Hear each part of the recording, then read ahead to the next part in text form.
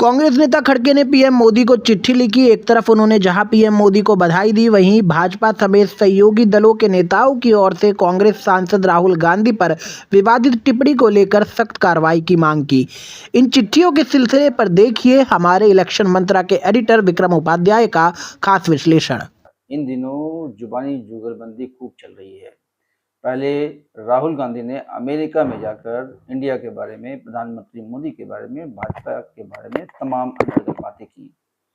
फिर उसका यहाँ पे एक रिएक्शन हुआ और भारतीय जनता पार्टी से जुड़े हुए लोगों ने और सरकार में शामिल कुछ सिख नेताओं ने भी राहुल गांधी के बारे में तमाम बातें की। उनमें से एक बात बिट्टू का ये भी था कि राहुल गांधी बहुत बड़े आतंकवादी हैं।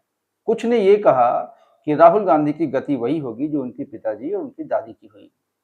यानी लोगों ने राहुल गांधी के बारे में कुछ गलत शब्द का इस्तेमाल किया। मामला फिर पहुंचा खड़गे के पास। वो इस समय कांग्रेस के अध्यक्ष हैं और उनको लगा कि कोई एक बड़ा स्कोर खड़ा किया जा सकता है और उन्होंने इसकी कोशिश की। अवसर था प्रधानमंत्री के जन्मदिन का। उन्होंने जन्मदिन की बधाई दी और साथ में एक लंबा चौड़ा खत लिख दिया और उसमें उन्होंने तमाम शिकायतें की कि किस मंत्री ने, किस नेता ने राहुल गांधी के बारे में क्या कहा। उनकी आपत्ति थी कि राहुल गांधी के मारने और उनको तरह तरह की गालियां देने की जो कोशिश बीजेपी ने की है वो बहुत ही भर्त्सना योग्य है।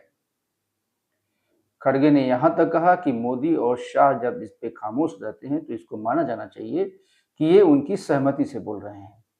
यानी राहुल गांधी को जो ये लोग कह रहे हैं कि उनकी दादी और उनके पिता की तरह हश्र होगी, यानी किसी हादसे में उनको मार दिया जाएगा, तो इसमें मोदी और शाह की भी सहमति, यानी भारतीय जनता पार्टी के नेतृत्व की सहमति है।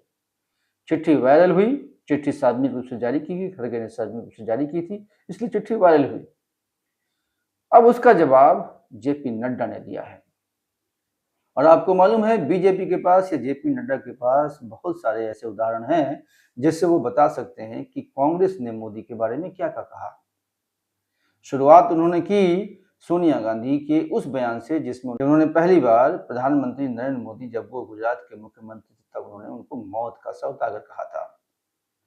उसके बाद बहुत सारे ऐसे बयान आए जिसका उन्होंने उदाहरण किया। उसमें एक बयान ये भी है कि चुनाव प्रचार के दौरान राहुल गांधी ने यह भी कहा था कि आने वाले 4-6 दिनों में लोग प्रधानमंत्री मोदी को डंडे मारेंगे। ये बात यहीं तक नहीं है। बीजेपी के पास बहुत सारे ऐसे उदाहरण हैं जिनसे बता सकती है कि कांग्रेस ने मोदी के खिलाफ किस तरह से विश्वमन किया। कांग्रेस के कई ऐसे नेता हैं जो पूर्व में ये बयान दे चुके हैं कि प्रधानमंत्री मोदी को मर जाना चाहिए। उनमें से एक जो सहारनपुर के इस समय सांसद हैं कांग्रेस के, उनका नाम इमरान मसूद है। उन्होंने एक सार्वजनिक सभा में कहा था कि प्रधानमंत्री को टुकड़े टुकड़े करके काट देना चाहिए। इतना ही नहीं है, बहुत सारे ऐसे। आप प्रियंका गांधी ने मोदी को नीची जाति का कहा। आपको मालूम है सबसे पहले इस मामले में आप याद करें तो कांग्रेस के बड़े नेता सलमान खुर्शीद हैं जिन्होंने प्रधानमंत्री को हिजड़ा तक कहा। उतना ही नहीं है, प्रियंका गांधी खुद कई बार प्रधानमंत्री को गलत शब्दों का इस्तेमाल कर चुके हैं। राहुल गांधी कर चुके हैं, सोनिया गांधी कर चुके हैं, स्वयं खड़गे भी कई बार कह चुके हैं। इन सबको जेल में भेजने की जरूरत है, ये सब जेल में भेजने लायक है। यानी चिट्ठी का जवाब जब चिट्ठी से दिया तो कांग्रेस से ज्यादा बीजेपी के पास मसाले थे कांग्रेस को घेरने के लिए।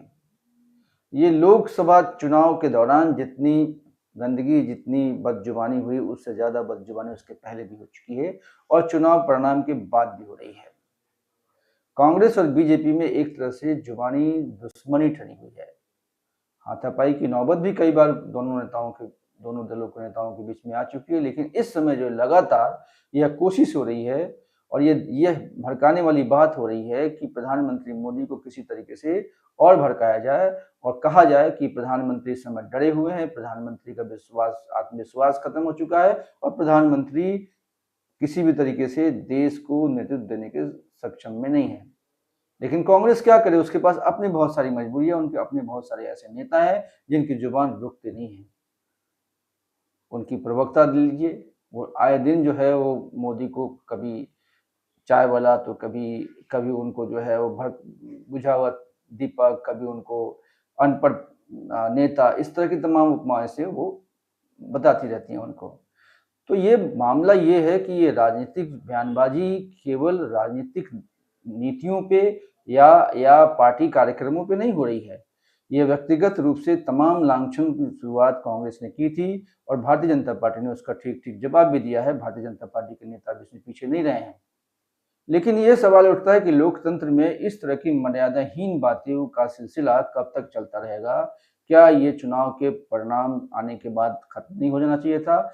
क्या दोबारा से फिर से एक अच्छी राजनीति नहीं होनी चाहिए थी? इसमें सब लोगों को विचार करने की ज़रूरत है। जो लोग राजनीतिक जीवन में आते हैं, जो सार्वजनिक जीवन में आते हैं, उनकी पहली होती है कि एक-दूसरे की मर्यादा का ध्यान रखना। लेकिन ना कांग्रेस का शिष्ट नेतृत्व रख रहा है, ना भारतीय जनता पार्टी का शिष्ट नेतृत्व रख रहा है। यानी ये जुबानी जो तलवारें चल रही हैं, ये चलती रहेंगी क्या? ये हम सब और आपको सोचने की ज़रूरत है। देखते रहिए इलेक्शन मंत्रा।